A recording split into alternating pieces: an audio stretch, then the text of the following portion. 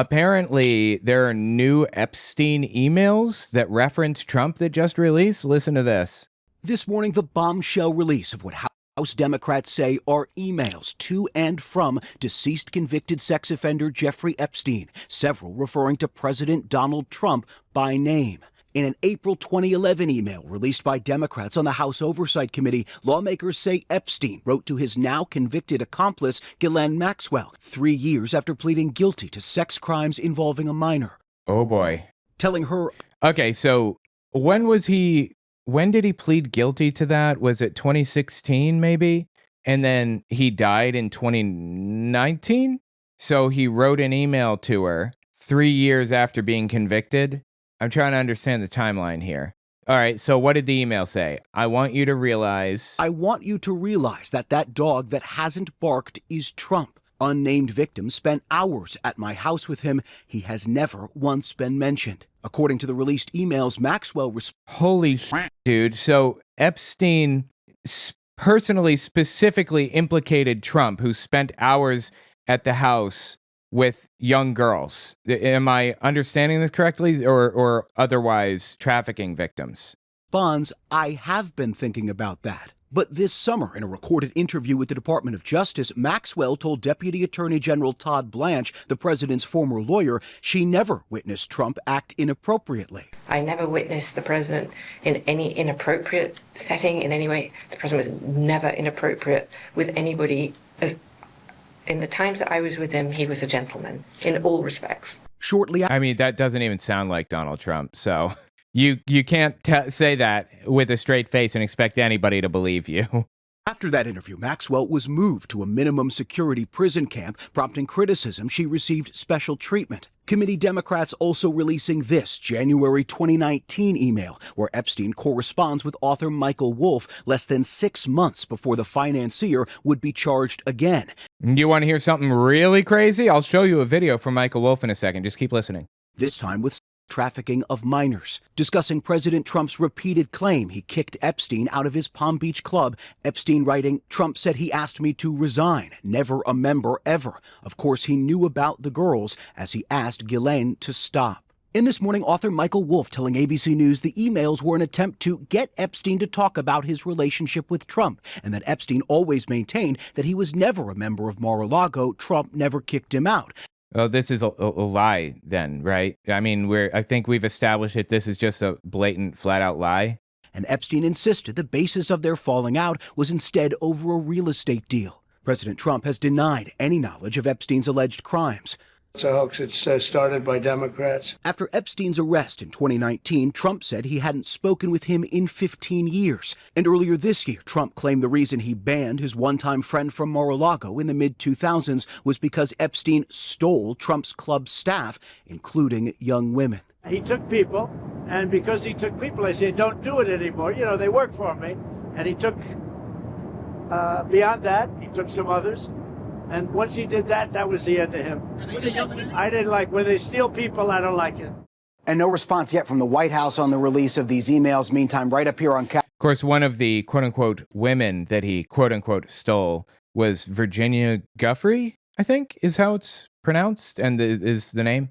She was a trafficking victim, one of Epstein's most famous trafficking victims. And I believe she checked out a while back. She worked at Mar-a-Lago, and if I'm not mistaken, her dad got her the job there. And Epstein comes along and sees her and poaches her. And I don't think it was an unwilling, angry poach. I think that they were using it as like, a poaching ground. That's my impression, but I don't know. I wasn't there. But what I do know for a fact is Virginia Giuffre was an employee at Mar-a-Lago, and Epstein hired her, quote unquote, and sex trafficked her after that.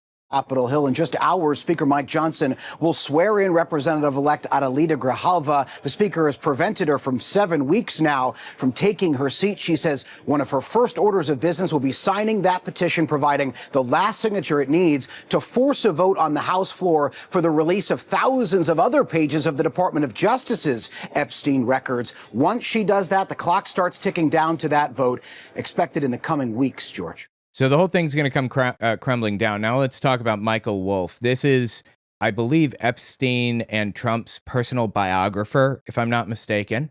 It's Epstein and Trump's biographer.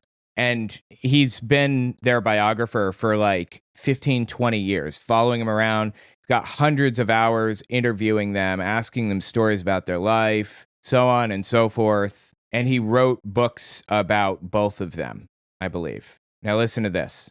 Senator Sheldon Whitehouse yesterday confronted the Attorney General Pam Bondi directly about the Epstein-Trump pictures. Had she seen them? Were they in the Trump files? She flatly refused to answer. I'm one of the people who has seen these pictures, so let me once again describe them. By the by, follow me on Patreon even if you don't donate. It's a new feature on Patreon where you can follow people for free. And I release stuff all the time for like non-donators, just for like the free tier people. I do Q&As that include the free tier people and everything on there. So check it out. owenmorgan.com/Patreon. I have seen approximately a dozen pictures in snapshot or Polaroid form, each with Donald Trump and the girls who surrounded Jeffrey Epstein, who were at Jeffrey Epstein's house circa around 2000. This is in Epstein's backyard in Palm Beach, around the swimming pool. And there are three that I specifically remember. Two with young girls, I don't know their ages, sitting in Trump's lap, topless. And then a third with Trump standing up, and he has a stain on the front of his pants. And there are 4 or 5 of these girls, young women, girls, laughing and pointing at the stain. That's what I've seen. I've seen them on 2 separate occasions. The first in 2017, several months after Trump assumed the presidency, and another time, and I'd say it was probably 2018. In each instance, Epstein went to his safe, took out the pictures, and he did this because they amused him. Epstein was very obviously into blackmailing people. He loved blackmailing people. He loved having dirt on them to kind of protect himself or to, control a situation in one way or another. And he had dirt on all kinds of people. And if somebody did something he didn't like or whatever, that dirt would conveniently make its way to the news, that kind of thing. That's why he had that type of thing. And it wasn't just on Trump. It was on Prince Andrew and a whole bunch of smaller bit players. That's just the kind of person he was. And I believe he also was in the IDF. I'm pretty sure that he was Israeli and he was in the IDF, if I'm not mistaken. But anyway, that's why he had that stuff. And spread them out on his dining room table. Then he packed the pictures up very neatly, took them back, and put them in the safe.